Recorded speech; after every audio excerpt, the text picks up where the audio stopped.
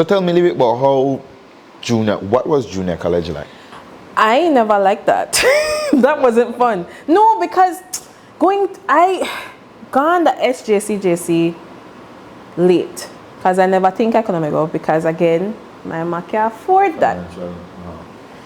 So my dad ended up speaking to, I think this man's name is Mr. Enriquez, if I'm not mistaken.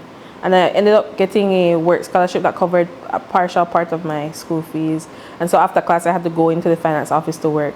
Ever grateful to Mr. Espat for his kindness, because he really taught me a certain level of discipline as well. I was never an indisciplined child, but you know, working in a space where I have to, where I'm record keeping, though very mundane, and you know, it helped nurtured me a lot. And talking to him was always a joy.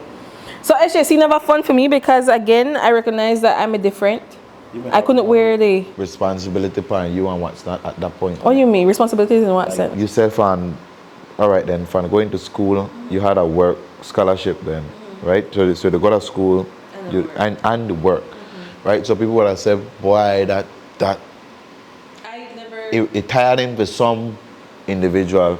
I watched my brother do it, or my two brothers didn't do it. You know, for me, I don't graduate. You know, you feel, but I give applause to the people there where working on go to school. That rough. I don't like it. So I didn't finish SJC. I started late, and I got a grade 1 in my chemistry CXC.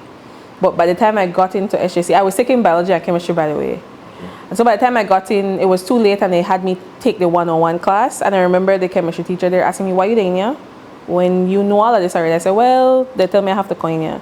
And then outside of that, the SJC wasn't the academia that gave me problem, you know, that made just the social relations of that space. Like everybody got clique, there's a hierarchy there where I couldn't handle, in addition to everything that was going on at home. And I want to mention that I grew up in a very loving home. Like, I wouldn't be who I am without that very loving home in which I was raised. So I don't want nobody misconstrue that, oh my gosh, I grew up in a horrible home. No, like it has been and continues to be home, you know.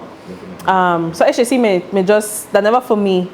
And I ended up leaving, it me rough. And I really, sometimes people mention things about HSC at the time that I was there. I was like, what, that might happen? I was so disconnected from the reality of that space.